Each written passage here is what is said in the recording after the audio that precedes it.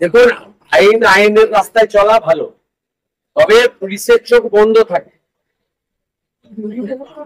বিরোধীরা যখন আক্রান্ত হয়, কেন্দ্রের মন্ত্রী সুকান্ত মজুমদার যখন আক্রান্ত হয়, প্রাক্তন মন্ত্রী নিশীথ প্রামাণিক যখন আক্রান্ত হয়, কেন্দ্রীয় মন্ত্রী শান্তনু ঠাকুর যখন আক্রান্ত হয়, তখন এই ধরনের তৎপরতা দেখা যায়।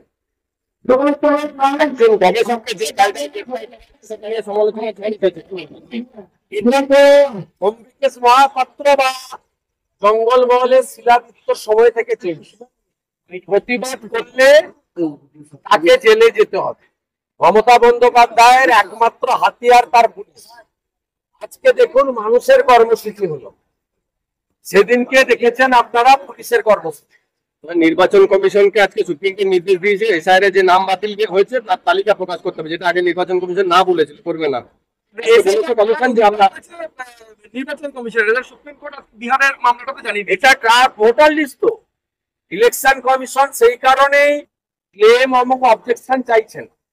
যদি প্রকৃত কারণ ইলেকশন কমিশন তো বিএলওর মাধ্যমে কাজ করেছে, বিএলওদের মধ্যে 400 জনের নামে বিহারে এফআইআর হয়েছে, 52 জন জেলে গেছে।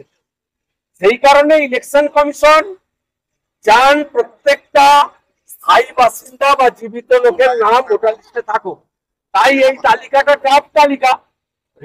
যারা চিনছেন তারা যদি 6 নম্বর ফর্মে আপত্তি দিয়ে যান নাম অন্তর্ভুক্ত করার, সমাধান হয়ে যাবে। এবং আমরাও দাবি করি যে প্রত্যেকটা জেনুইন ভোটার তার নাম থাকা উচিত। পশ্চিমবঙ্গের ক্ষেত্রে তৃণমূল যেটা করছে, তৃণমূল চায় না মৃত ভোটারের নাম বাদ যাক, অস্তিত্বহীন ভোটারের নাম বাদ যাক, ডুপ্লিকেট ভোটারের নাম থাকুক। একবার আলিপুরদুয়ারে ভোট দিবে, একবার মালদায় ভোট দিবে, একবার ঝাড়গ্রামে ভোট দিবে, একবার ঝাড়গ্রামে ভোট দিবে, একবার কাঁথিতে ভোট দিবে, আর একবার কলকাতায় গিয়ে মমতাকে ভোট দিবে ভবানীপুরে। আধার কার্ড চাইদের নাম রাখতে, তৃণমূল চায় রোহিঙ্গাদের নাম রাখতে।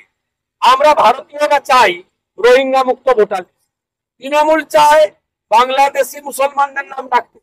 আমরা চাই বাংলাদেশ থেকে ধর্মীয় কারণে যে হিন্দুরা এসেছে তারা শরণার্থী, তাদের নাম থাকবে।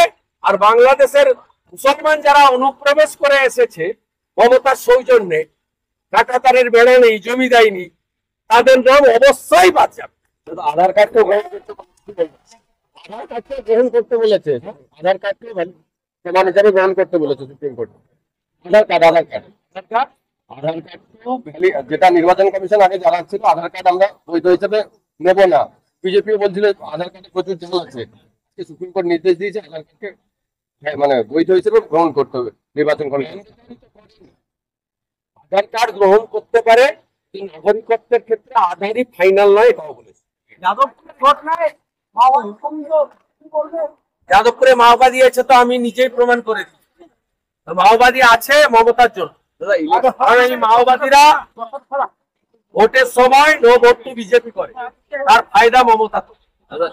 যারা হাতির হানায় ক্ষতিগ্রস্ত হচ্ছে তাদের কি করবেন? আজকে বার্তা যে দিলেন, আমি তাদেরকে নিয়ে আগে জেলা বিজেপি কার্যালয়ে বসবো, কি করা যায়। কেন্দ্রের যে বন ও পরিবেশ মন্ত্রী আছে ভূপেন যাদবজির সঙ্গে কথা বলবো, এবং যদি টলারেবল হয় বিজেপি এবং আমার পক্ষ থেকেও তাদের পাশে কিছুটা হলেও দাঁড়াবো। কিন্তু সরকার আর ব্যক্তি সাথ থাকলেও সাথে কুলায় না। অতএব সরকারের যে কর্তব্য সরকার সেটা পালন করেনি। অধিকাংশ জায়গায় আর্থিক ক্ষতিপূরণ দেওয়া হয়নি, অধিকাংশ জায়গায় তাদেরকে যা যা দেওয়া উচিত ছিল হুলা পার্টিতে চাকরি তাদের পরিবারকে বা যা যা করার কোনো কাজই মমতা বন্দ্যোপাধ্যায় করেনি। এবং আমার তো অভিজ্ঞতা আছে, এখানকার যিনি রাষ্ট্রমন্ত্রী তারও অভিজ্ঞতা হয়েছে নিশ্চয়ই, তিনি হয়তো মুখ ফুটে বলতে পারবেন না। মমতা ব্যানার্জির মন্ত্রিসভায় সবাই হচ্ছে ল্যাম্প পোস্ট, একটাই পোস্ট। আচ্ছা, আমি তাদের তালিকা তৈরি করতে জেলা বিজেপিকে বলেছি, মণ্ডল সভাপতিদের বলেছি, আমি তাদের নিয়ে তালিকা হয়ে গেলে একদিন এসে জেলা বিজেপি কার্যালয়ে। আজকে কন্যাশ্রী দিবস পালন হচ্ছে, অথচ দেখা যাচ্ছে বাংলার বিভিন্ন স্কুল কোন কন্যা মমতা বন্দ্যোপাধ্যায়ের আমলে সুরক্ষিত নয়। কারণ এই মুখ্যমন্ত্রী পার্ক স্ট্রিটের ঘটনাকে বলেন ছোট ঘটনা, হাঁসখালির ঘটনাকে বলেন লাভ অ্যাফেয়ার্স, কালিয়াগঞ্জের ঘটনাকে বলেন মেয়েটা অন্তঃসত্ত্বা ছিল, অভয়ার বাবাকে বলেন যে 10 লাখ টাকা তো দেওয়া যেতেই পারে, কাকদ্বীপের ঘটনায় বলেন ফুল রেপে 20,000, হাফ রেপে 10,000। অনুব্রত মণ্ডলকে প্রমোশন দেন, আইসি বোলপুরের স্ত্রী এবং মাকে গালাগালি করেছিলেন বলে। এই মুখ্যমন্ত্রী থাকলে কোন কন্যা, কোন বোন, কোন দিদি, কোন মা সুরক্ষিত থাকতে পারে না। মা বাসন্তী হোটেল অ্যান্ড রেস্টুরেন্ট, উত্তাপন, নারায়ণগঞ্জ, পশ্চিম মেদিনীপুর। আমাদের এখানে সকাল, দুপুর ও রাত্রিকালীন আহারের সুব্যবস্থা রয়েছে। সকালের টিফিনে পাবেন স্ন্যাক্স, পরোটা, আলুর পরোটা, মিক্সড পরোটা, মুলি পরোটা।